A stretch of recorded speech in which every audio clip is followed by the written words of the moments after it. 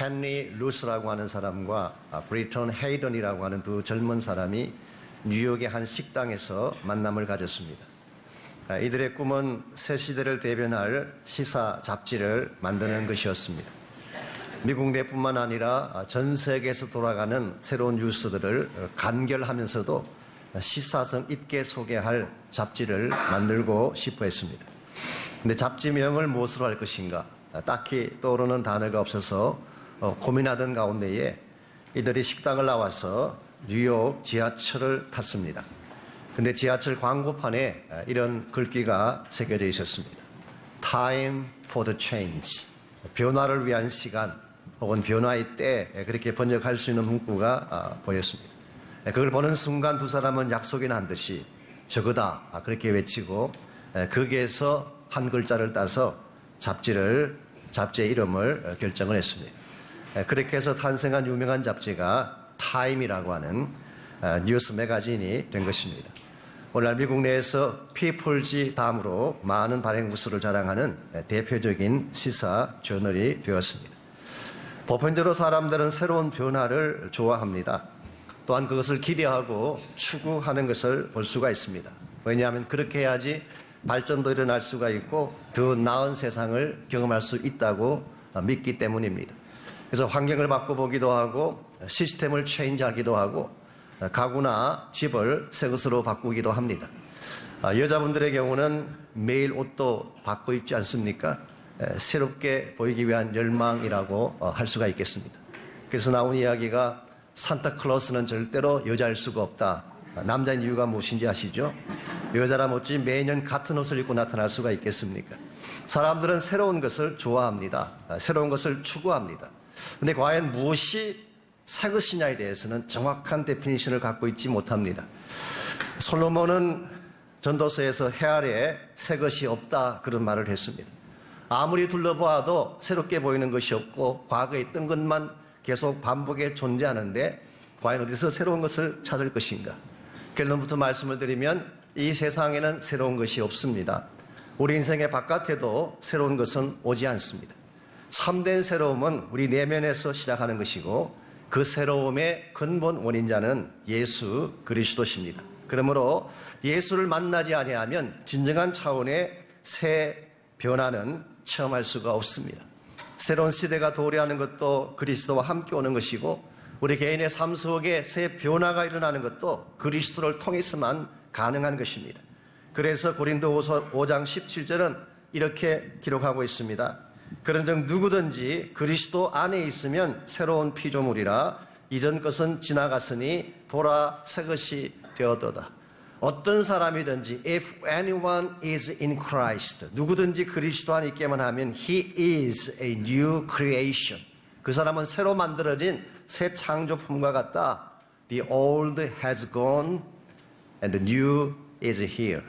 옛날 것은 다 지나가 버렸고 새 것이 여기에 왔다. 그러므로 참된 의미에서의 새로움이라고 하는 것은 그리스도를 만남으로 시작되는 것입니다. 해가 바뀐다고 해서 새로워지는 것이 아닙니다. 시스템을 체인지한다고 새로워지는 것이 아닙니다. 셀폰의 컬러를 바꾼다고 해서 새 사람 되는 것이 아니라 그리스도를 만나야만 합니다. 여러분은 2017년을 시작하시면서 누구와 함께 이 한 해를 달려가기를 원하십니까? 참 변화의 능력자이시고 새 축복의 근원 되시는 예수님과 함께 한 해를 출발하시기를 바랍니다. 그리고 그분께서 우리에게 진정 안겨주기를 원하시는 그분의 꿈을 바로 깨닫고 그분이 나를 통해 성취하기를 원하는 인생의 사명을 올바로 인식하고 이것을 행하기 시작할 때에 여러분의 삶이 새 변화를 추구할 수가 있고 남기게 될 열매도 새롭고 아름다워지게 될 것입니다. 이런 면에서 오늘 우리가 2017년 새해를 시작하면서 어떻게 하면 그리스도를 통해서 새 축복을 경험하고 예수님 안에서 참된 차원의 새 열매를 맺으며 살아갈 수가 있을까? 오늘 주신 이 본문을 통해서 이 질문을 함께 정리하고 나누어 보려고 합니다. 오늘 같이 읽은 본문에 보시면은 예수님께서 공생애를 시작하시면서 제일 첫 번째 액션으로 두 제자를 부르는 장면을 기록하고 있습니다. 먼저 35절, 36절을 보시면 새 시대를 가져올 주인공이신 예수님을 먼저 소개합니다. 35절 또 이튿날 요한이 여기서 말하는 요한은 존 더 배프티스트입니다. 우리 침례자 요한이 자기 제자 중 두 사람과 함께 섰다가 예수께서 그리심을 보고 말하되 보라 하나님의 어린 양이로다. 그 이튿날이라고 했는데요. 이것은 어떤 사건이 일어난 그 다음 날을 의미합니다. 그 사건이 어떤 사건일까요? 바로 앞부분을 보게 되면 예수님께서 침례를 받으신 사건을 말합니다. 지난번에 잠깐 소개해드린 것처럼 예수님의 배프티즘은 단순한 사건이 아닙니다.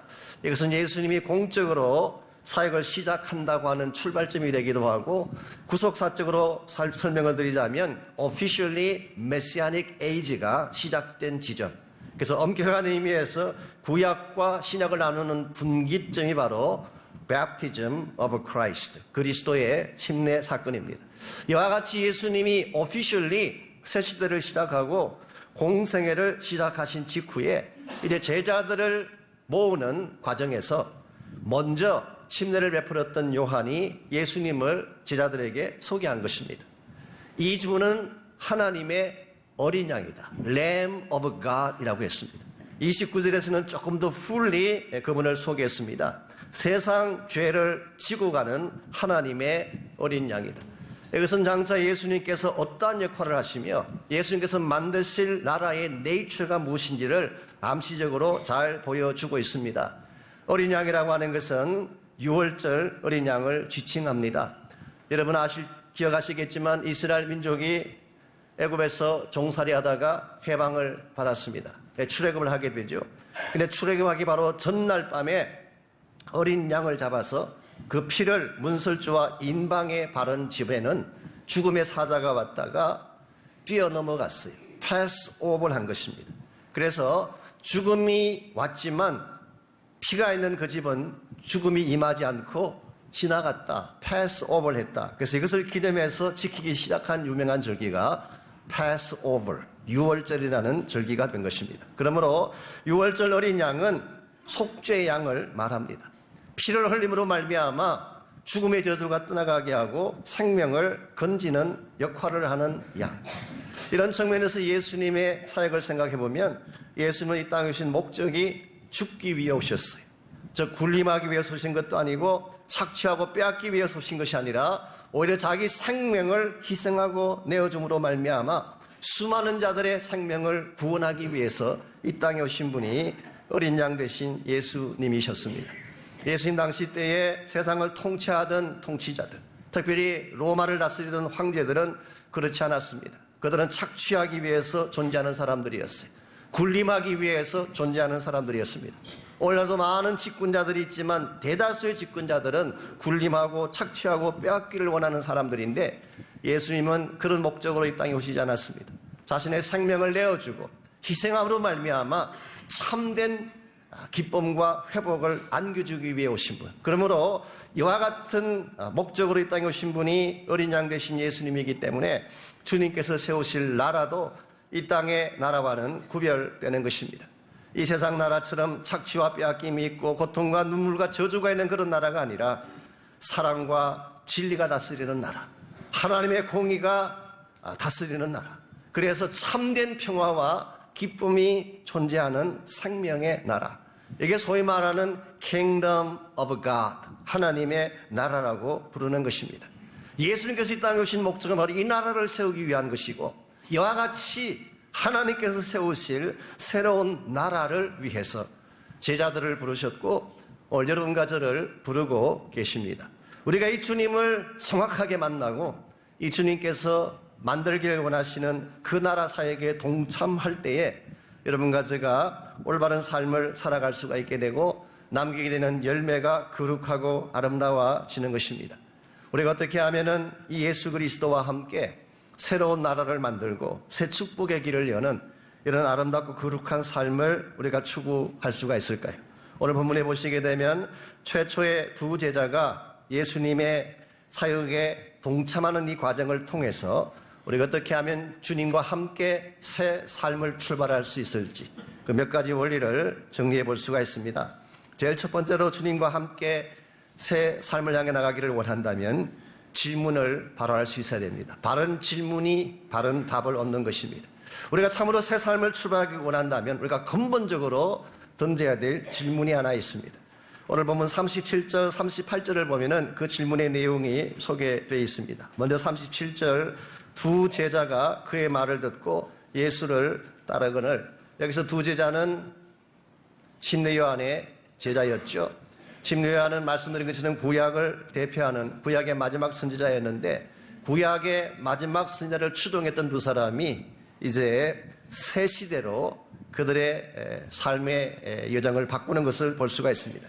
자, 이 두 사람의 제자가 예수를 따르는 것을 보고 38절, 예수께서 돌이켜 그 따르는 것을 보시고 물어 이르시되 무엇을 구하느냐? 당신들이 찾고자 하는 것이 무엇이냐? 탐구하며 얻고자 하는 것이 무엇이냐? 그런 뜻입니다. What are you seeking for? What is your quest? 너희들이 나를 따라옴으로 말미암아 얻고 싶어하는, 추구하는 바가 무엇이냐? 여러분 아시는 대로 사람들마다 인생을 살면서 추구하는 바가 다릅니다. 어떤 분은 황금을 찾아 일평생을 살아가는 분들이 있으세요. 이것은 돈을 추구하는 것이죠. 명예를 따라 평생을 사는 분도 있고, 지적 탐구를 위해서 일평생을 달려가기도 합니다.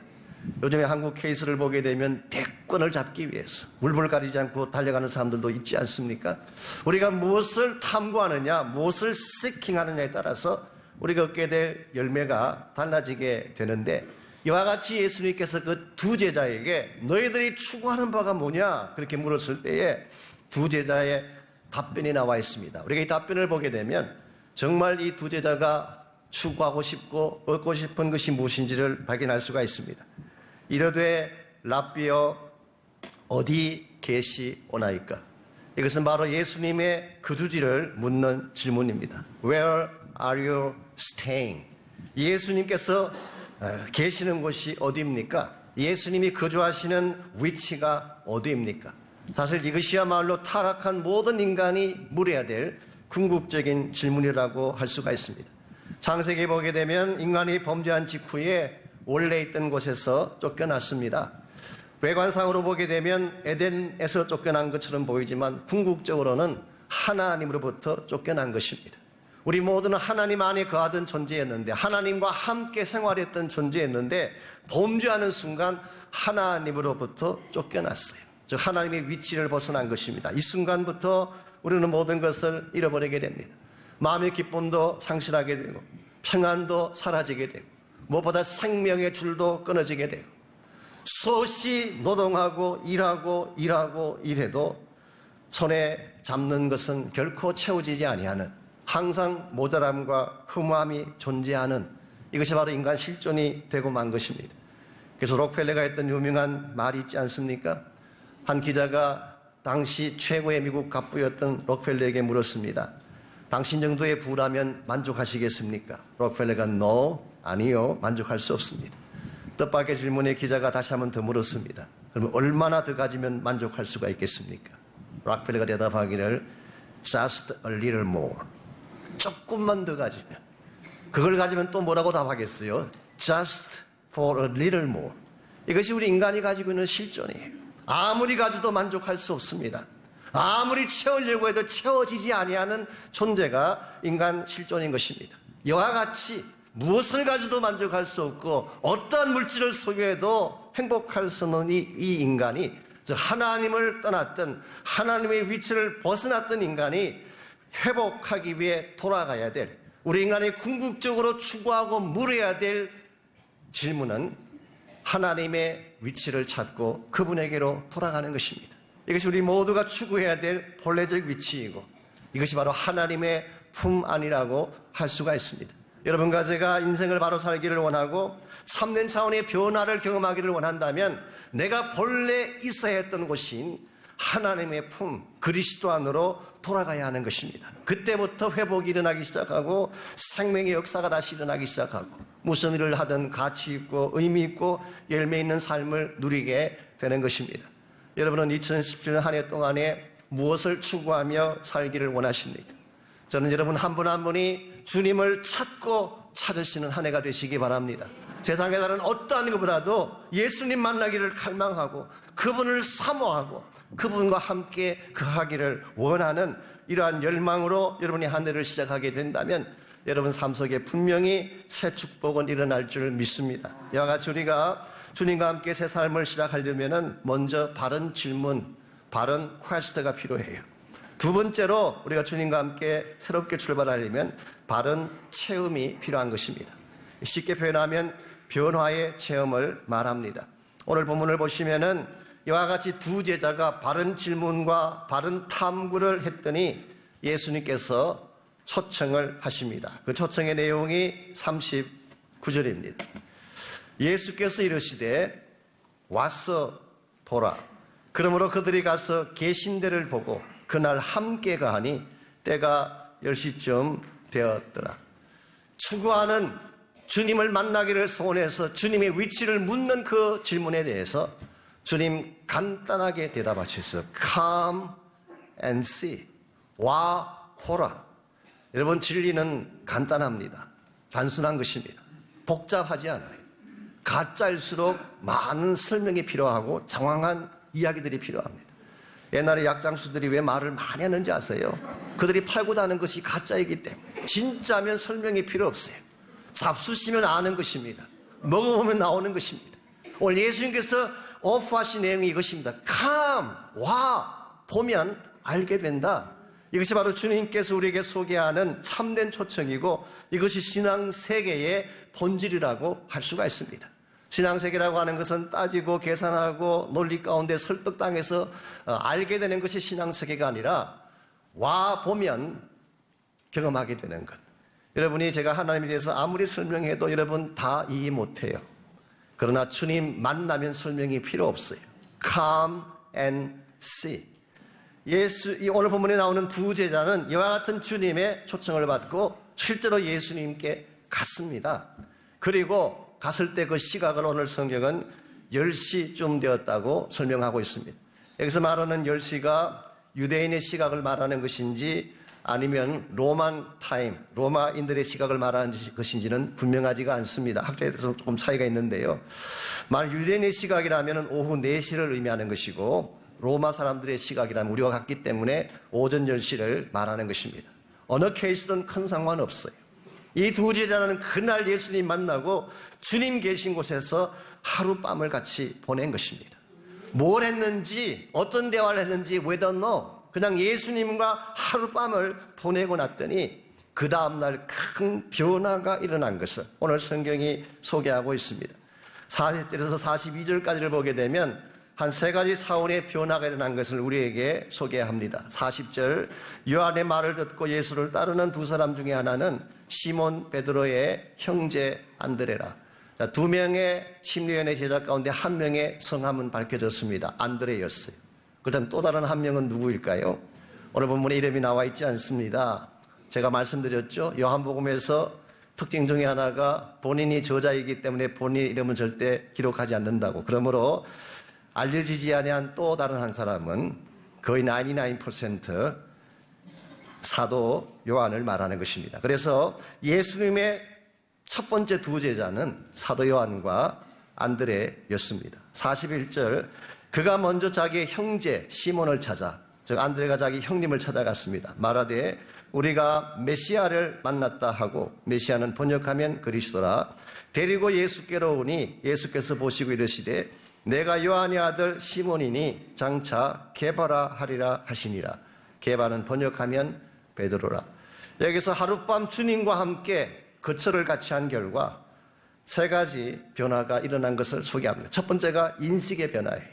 이 두 제자가 처음 주님을 따라갈 때는 랍비라고 불렀습니다. 랍비라고 하는 것은 선생님이란 뜻입니다. 매입이 지혜가 뛰어나고 많은 학식을 갖추신 분, 우리가 흔히 말하는 4대 성인 중에 한 분, 이런 차원에서 주님을 만나고 싶어 했던 것 같습니다. 그런데 하루를 만난 후에 그들의 고백이 I met Messiah, 메시아를 만났다고 말합니다.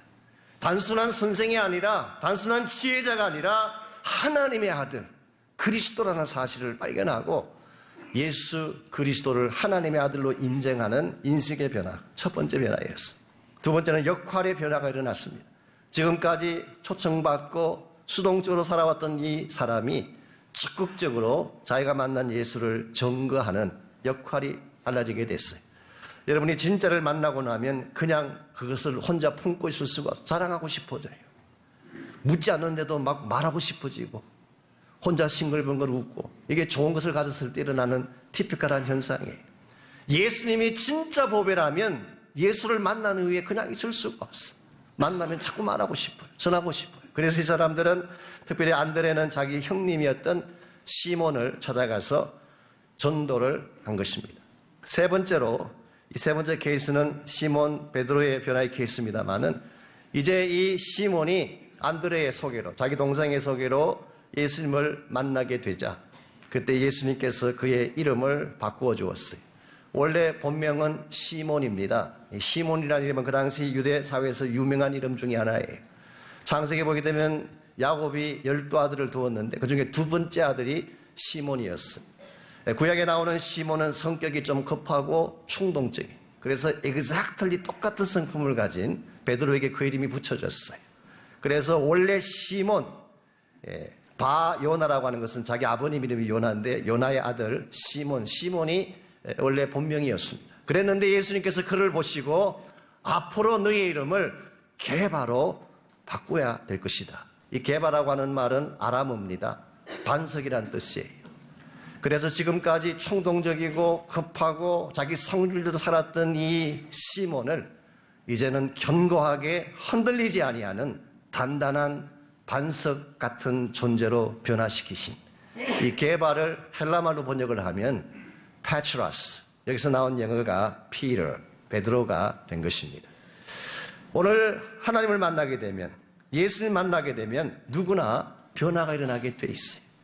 오늘 우리가 진실로 주님을 만나서 그분과 함께 시간을 보내게 되면 여러분의 인식도 바뀌어지게 되고 마음의 근본도 바뀌어지게 되고 여러분의 삶의 디렉션 자체가 바뀌어져서 과거에는 내 마음대로 내 성질대로 살았던 시몬이 이제는 베드로가 되고 반석이 되어서 하나님의 나라를 위해서 쓰임받는 사도적 이름을 가진 존재가 되는 것입니다.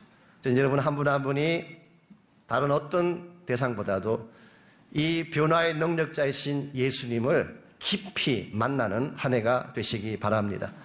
주님은 지금도 여러분 가들을 초청하고 계세요. 우리가 오랫동안 신앙생활도 하고 교회를 다녔지만 정말 예수님을 깊이 있게 만나보지 못한 분이 혹시 있다면 여러분 마음의 문을 열고 그분께로 나가서 그분을 만나야지 그분 안에 감추어져 있는 진정한 축복을 누릴 수가 있습니다. 오래전에 나온 책입니다마는 그 제임스 미시너라는 분이 쓴 알라스카라고 하는 책이 있습니다.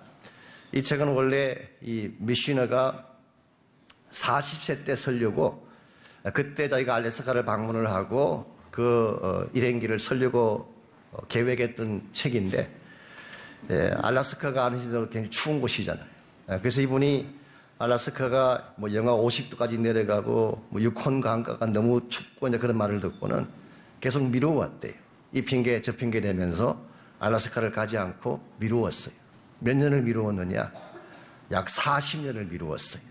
그래서 40에 쓰려고 했던 이 책을 40년 동안을 쓰지 않고 미루다가 그분의 나이 80이 되던 해에 심장마비가 왔어요.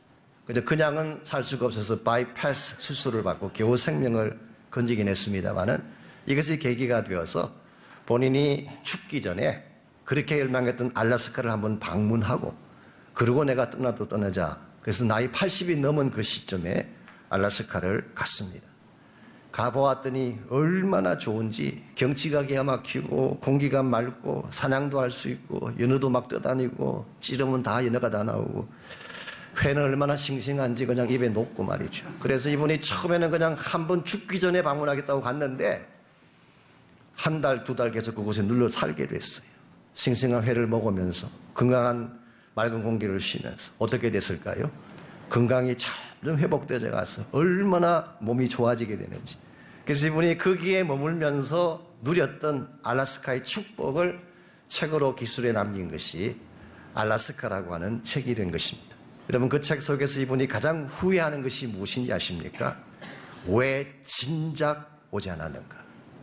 내가 40년 전에 왔더라면 지난 40년간 나의 삶의 질이 달라졌을 텐데 왜 진작 오지 않았는가? maybe 여러분들도 이와 같은 후회를 할 수가 있습니다. 내가 진작 예수 만났더라면은, 진작 주님 안에 거했더라면은 지난 수년간 나의 삶의 질이 달라졌을 텐데, 내가 예수님 알았더라면은 그렇게 살진 않았을 텐데, 그렇게 낭비하며 그렇게 허무하게 그렇게 헛된 것 위에 살아오지 않았을 텐데, 내가 왜 진작 주님 만나지 못했을까? 혹시 여러분 가운데 이와 같은 후회할 마음을 가진 분이 있다면 아직 늦지 않았어요. 지금이라도 마음의 문을 열고 그분을 초청하시기 바랍니다. Come and see. 여러분 그분을 만나면 설명이 필요 없어요. 알게 됩니다. 누리게 됩니다. 그분이 아니면 줄 수 없는 놀라운 축복과 평강을 여러분이 누릴 수가 있습니다. 이런 면에서 우리가 진실로 변화받고 새 삶을 살기를 원한다면 질문도 바르게 던져야 되지만 주님의 초청 앞에 바른 응답을 함으로 말미암아 바른 체험을 해야 됩니다. 마지막 세 번째로 우리의 삶이 참으로 변하려면 바른 드림이 필요합니다. 제가 드림이라고 그렇게 표현을 했는데 사실 이중적 단어입니다. 영어로 표현하면 dream이에요. 꿈이라고 번역할 수 있습니다. 예수님께서 품으셨던 꿈, 이 꿈을 우리가 알아야 된다는 뜻일 수가 있고요. 두 번째 의미는 한국말로 그냥 드림이에요. 우리가 정말 주님이 꿈꾸시는 세상이 어떤 세상인지를 알게 됐다면 이제 우리 삶과 우리의 가진 것을 드려야지 참된 새 축복을 위해 나아갈 수가 있는 것입니다. 여러분께서 이제 요한복음 1장 전체를 보시게 되면 예수님이 사역을 시작하시는 장면이 쭉 기록되어 있고, 오늘 본문에는 2명만 불렀지만 결국 5명의 초기 제자들을 부르게 됩니다. 그 불렀던 제자들이 전부 다 갈릴리 사람이에요. 갈릴리 사람들. 그리고 예수님께서 사역을 시작하셨던 주된 사역의 근거지가 유대 땅이 아니고 예루살렘이 아니고 갈릴리였습니다. 물론 요한복음에는 특별하게 예수님의 이 예루살렘 사역을 많이 조명하고 있지만 공관복음서 전체를 정리해 보게 되면 예수님 공생의 대부분은 갈릴리에서 보내셨어요. 예수님 사역의 헤드쿼터라고 하는 가버나움도 갈릴리에 있습니다. 그러므로 갈릴리가 주님 사역의 터전이었고, 갈릴리에 살고 있던 어부들이 예수님을 도와서 동력했던 예수님의 하늘나라 드림을 이루는 드림팀에 조인했던 사람들이었습니다. 우리는 여기서 한 가지 질문을 던질 수가 있습니다. 왜 하필이면 갈릴리였나? 왜 하필이면 어부들이었나? 예수님이 메시아였다면 처음부터 예루살렘에서 당당하게 시작할 수 있었을 텐데, 그리고 가장 엘리트가 많이 모여 살고 지성인들이 많이 모여 살고 기득권층이 많은 예루살렘 한복판에서 사역을 시작했더라면 훨씬 더 빨리 일어설 수가 있고 더 큰 일도 할 수 있었을 텐데, 왜 유대 땅도 아니고 예루살렘도 아니고 그리고 쟁쟁한 그 시대의 당대의 엘리트 그룹도 아니고 외진 곳 갈릴리에서 가장 연약한 듯 보이는 어부 출신의 사람들을 모아다가 예수님은 새로운 나라 세우기를 원하셨을까요? 성경 기록에 의하면 갈릴리는 가장 천대받는 지역이었습니다. 팔레스타인의 가장 북쪽에 위치해 있다 보니까 외진 곳에 있었고, 그리고 이 이방 민족이 침공을 하게 되면 제일 먼저 짓밟히는 지역이 갈릴리 지역이었어요. 그래서 그 지역에 사는 사람들은 항상 전쟁에 짓밟히고 상처받고 그리고 멸시받고, 그러다 보니까 혼혈 쪽이 가장 많았던 땅도 그 지역이었습니다. 그래서 누가 보아도 흠모할 만한 것이 나오지 않는 천박한 지역. 이사야 9장 1절 말씀에 하면은 아예 요단 저쪽 이방의 갈릴리라고 표현했었어요. 한때는 이스라엘 땅에 포함되지도 아니할 정도의 이방 지역. 왜 예수님께서는 이와 같이 가장 척박하고 외지고 알려지지 아니한 초라한 땅인 갈릴리에서, 그것도 가장 연약한 듯 보이는 어부들을 불러다가 하나님의 나라를 세우기를 원하셨을까요? 물론 암시적이긴 합니다만 여기에 우리는 주님이 꿈꾸시는 나라가 세상이 꿈꾸는 나라와 다르다는 사실을 발견할 수 있습니다. 원래 세상 사람들은 화려한 나라를 꿈꿉니다. 군림하고 다스리는 나라를 꿈꿉니다. 그리고 더 잘 먹고 잘 사는 나라가 세상이 추구하는 나라의 비전이고 꿈이에요. 그러나 주님의 꿈은 그렇지 않았습니다. 비록 가난한 자들이 모였지만, 연약한 자들이 모였지만 순전하고 거룩하고 하나님을 진실로 사랑하는 생명을 가진 소수들이 모여서 정말 하나님의 사랑이 통치되어지고 하나님의 공의가 집행되어지고 하나님의 의와 거룩함이 회복되어지는 진짜 하나님이 기뻐하실 나라를 세우고 싶었던 것이 주님의 비전이요 주님의 꿈이었습니다. 그래서 예수님의 비유 가운데에 우리가 너무나 잘 아는 겨자씨 비유가 있지 않습니까? 겨자씨라고 하는 것은 가장 작은 씨앗을 대표합니다. 물론 모든 씨앗 중에 가장 작은지는 모르겠어요. 그러나 그 당시 알려진 씨앗 가운데서는 the smallest one, 이것이 바로 겨자씨입니다. 누가 봐도 초라하고 어디 심어 놓아도 눈에 띄지도 아니하는, 있는지 없는지조차 모르는 존재가 겨자씨인데, 이 작은 겨자씨가 땅에 떨어져서 키가 자라서 나무가 되고 나무가 되어서 큰 가지가 펼쳐지게 되면 수많은 새들이 와서 깃들이고 그 열매를 먹게 하는, 이게 주님께서 꿈꾸시던 하나님 나라의 비전이에요. 주님은 지금도 작은 자들을 통해서 하나님 나라 세우기를 원하십니다.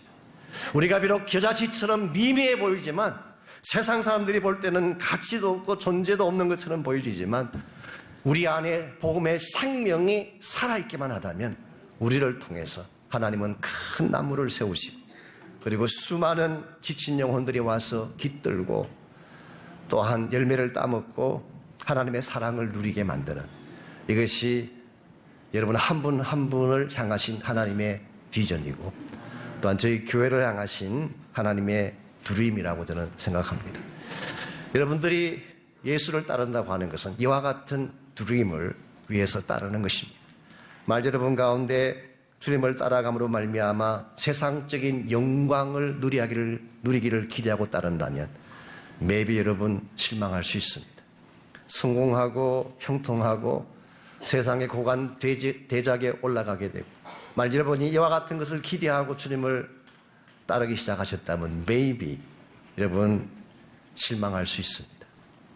우리가 주님을 따르는 이유는 이것이 아니기 때문에, 또한 주님이 우리를 부르신 목적도 이것이 아니기 때문에.